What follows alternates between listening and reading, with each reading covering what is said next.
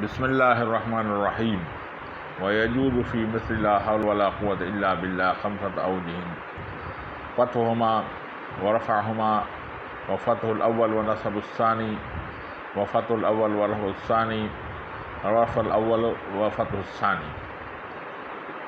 ابھی ہم جو پڑھ رہے تھے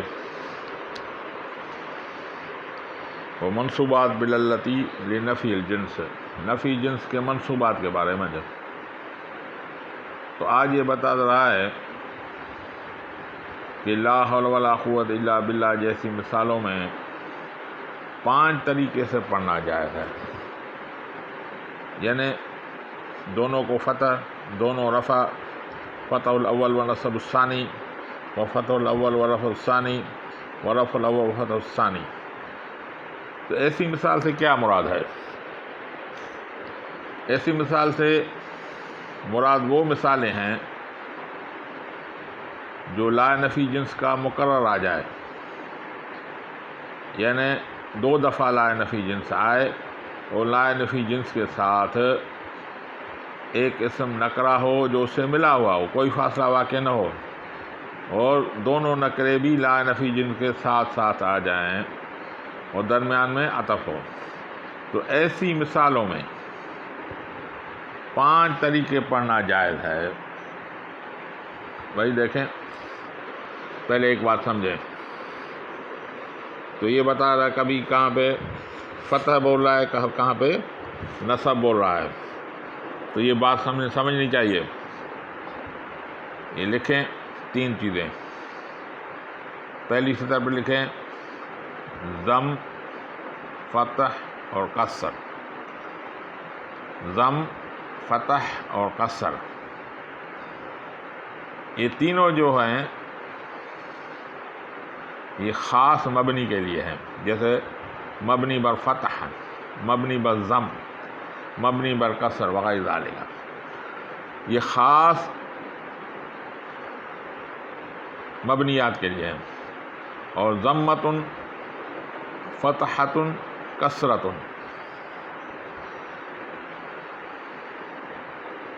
یعنی گول تا کے ساتھ، ضم کے ساتھ دو گول تا ملا دیں، ہر ایک کے ساتھ گول تا ملا دیں۔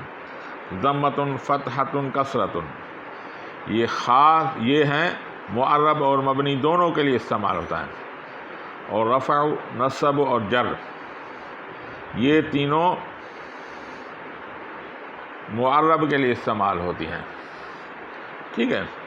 تو یہ ذہن میں رکھ کر پھر آگے سمجھیں گے تو آپ کو سمجھ میں آ جائے گا۔ وَيَجُوزُ فِي مِثْلِ لَا حَوْلَ وَلَا قُوَّةَ إِلَّا بِاللَّهِ 5 أَوْجُهٍ، اور جائز ہے لا حول ولا قوت الا باللہ میں 5 طریقے۔ فتحہما، یعنی دونوں کو فتح دی جائے، یعنی مبنی پڑھا جائے، معرب پڑھا جائے۔ میں نے بتایا فتح خاص مبنی کے لیے ہے، دونوں مبنی پڑھے جائیں گے، جیسے لا حول ولا قوت بغیر تنوین کے، کیونکہ مبنی بغیر تنوین کے آتا ہے۔ ورفعہما، دونوں کو رفع، مبنی ہوگا معرب ہوگا۔ رفعہما، یعنی دونوں مبنی ہو گئے، لا حول ولا قوت الا باللہ۔ وفتح الاول و نصب الثانی، پہلے کو فتح یعنی پہلے کو مبنی پڑھا جائے گا اور دوسرے کو معرب، یعنی کیسے پڑھا جائے گا؟ لا حول ولا قوت الا باللہ، یعنی جو معرب ہوگا اس کو نصب دی جائے گی۔ وفتح الاول و رفع الثانی، پہلے کو فتح اور دوسروں کو رفع، یعنی پہلا مبنی بر فتح ہوگا، دوسرے کو رفع معنی معرب ہوگا۔ کیسے پڑھا جائے گا؟ لا حول ولا قوت الا باللہ۔ ورفع الاول و فتح الثانی، یعنی پہلے کو رفع اور دوسرے کو فتح، یعنی پہلا معرب ہوگا، دوسرا مبنی بر فتح ہوگا۔ کیسے پڑھا جائے گا؟ لا حول ولا قوت الا باللہ، یعنی یہ 5 طریقے اس کو پڑھنا جائز ہے. یعنی ایسی مثالیں جس میں لا مقرر ہو اور اس کے ہر لا کے بعد ایک اسم نکرہ آتا ہو اور دونوں مقرر آتے ہوں، تو اس میں یہ 5 طریقے جائز ہیں. ختم جی. وقد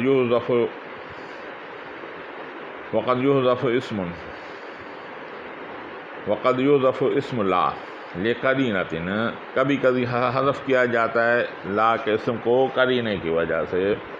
نحو لا علیک ای لا بأس علیک. یہ بھائی یہ بولا جاتا ہے جب کسی سے غلطی ہو گئی تو اس کو عرب لوگ بولتے ہیں لا علیک، یعنی تو تم پر کوئی حرج نہیں ہے، جو اصل میں عبارت ہے لا بأس علیک. اب اس میں قرینہ کیا ہے؟ یہ لا کے بعد باس کو حذف کر کے علیک کا ذکر کر دیا. قرینہ یہ ہے کہ علی حرف جار کاف مجرور، جار مجرور مل کر کبھی بھی اسم نہیں بنتے، یعنی مبتدا نہیں بنتے، یہ خبر ہی بنتے ہیں.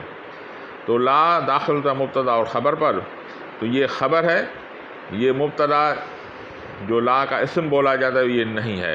تو یہاں پہ دلیل ہے کہ یہاں پہ اس کا اسم محذوف ہے، کیونکہ جار مجرور ہمیشہ خبر بنتا ہے.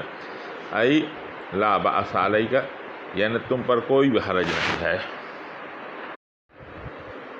فصل خبر ما ولا مشبہتین بلیس وهو مسند بعد دخولہما نحو ما زید قائما ولا رجل حاضرا. بھئی یہ فصل ہے ما اور لا جو مشابہ لیس کی ہو اس کی خبر کا. بھئی منصوبات کا بحث پڑھ رہے ہیں تو آج منصوبوں کی آخری قسم ہے، 12 منصوبات میں سے آخری قسم ہے. تو اب یہ بتا رہا ہے خبر ما ولا مشبہتین بلیس، خبر ما اور لا مشبہتین بلیس جو مشابہ ہوں لیس کے، وہو مسند بعد دخولہما، اور یہ خبر اس کی مسند ہوتی ہے ان دونوں کے داخل ہونے کے بعد. یعنی ما اور لا مبتدا اور خبر پر داخل ہوگی، ٹھیک ہے، تو خبر مسند ہوگی. پھر یہ ما اور لا مبتدا کو رفع دیں گے اور خبر کو نصب دیں گے. وہ مسند بعد دخول، وہی اعتراض وہی جواب کہ بھائی یہ نئی اسناد آ گئی، پہلے مبتدا خبر کی الگ اسناد تھی، یہ نئی اسناد آ گئی، اس لیے یہ بولا وہ مسند بعد دخولہما، یہ مسند ہوتا ہے اس کے داخل ہونے کے بعد. باقی ما اور لا لیس کے مشابہ ہیں، اس کی 2 مشابہت ہیں. جس طرح لیس مبتدا اور خبر پر داخل ہوتا ہے تو یہ ما اور لا بھی مبتدا اور خبر پر داخل ہوتی ہیں.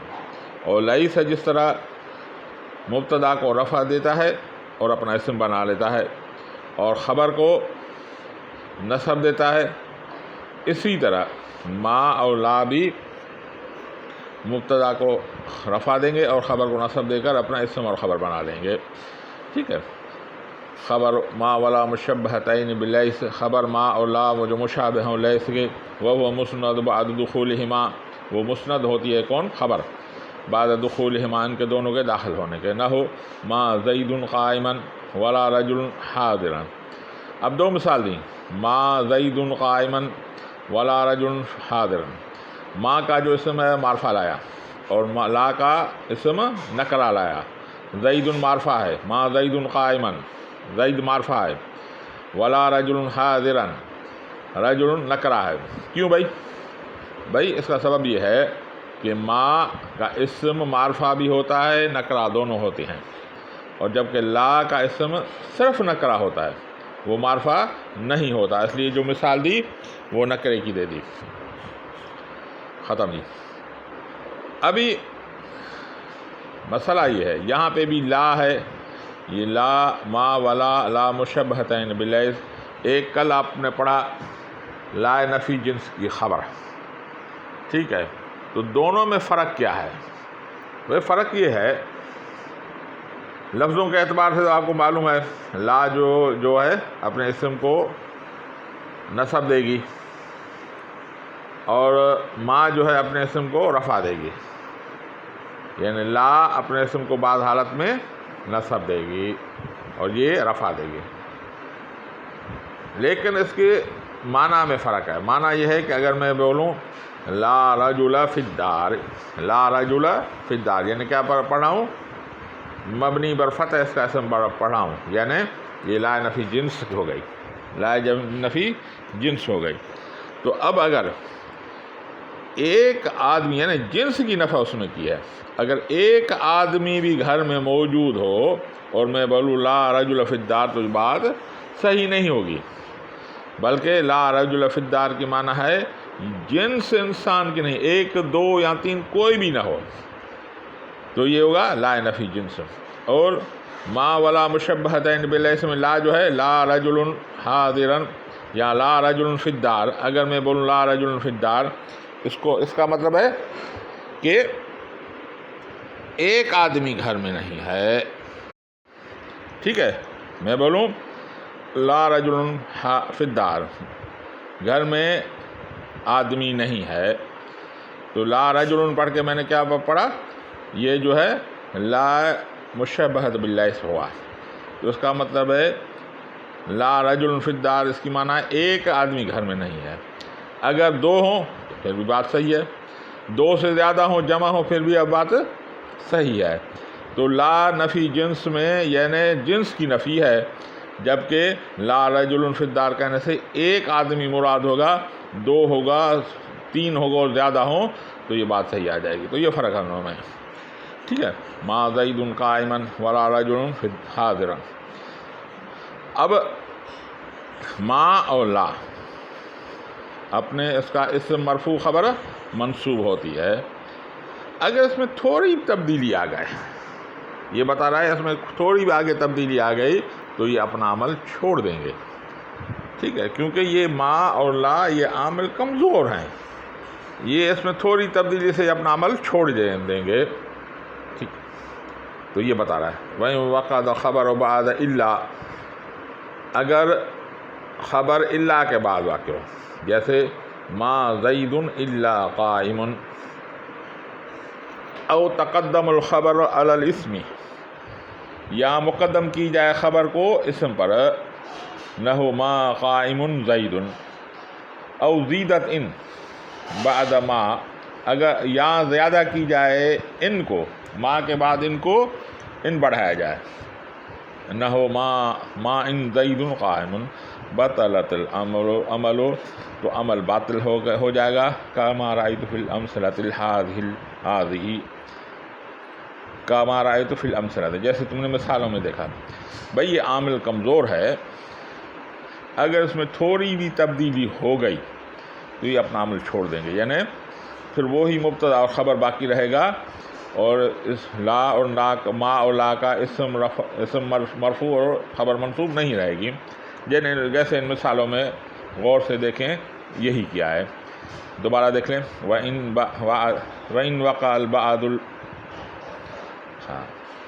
وَقَعَ الْخَبَرُ بَعْدَ إِلَّا، اگر خبر الا کے بعد واقع ہو. ٹھیک ہے، ما زید الا قائم، دیکھو دونوں پر رفع آ گیا، حالانکہ ہونا چاہیے ما زید الا قائما، لیکن الا کے آنے سے بعد اس نے اپنا عمل چھوڑ دیا.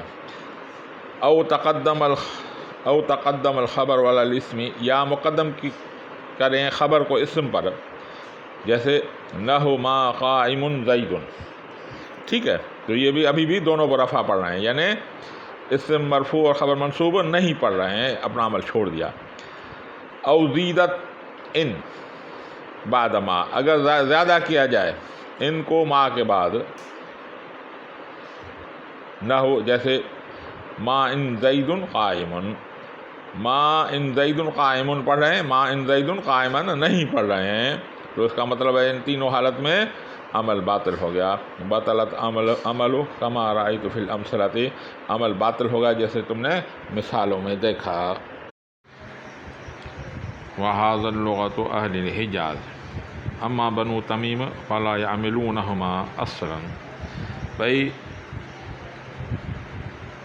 ما ولا مشبہتان بلیس، اسم مرفوع خبر منصوب ہے.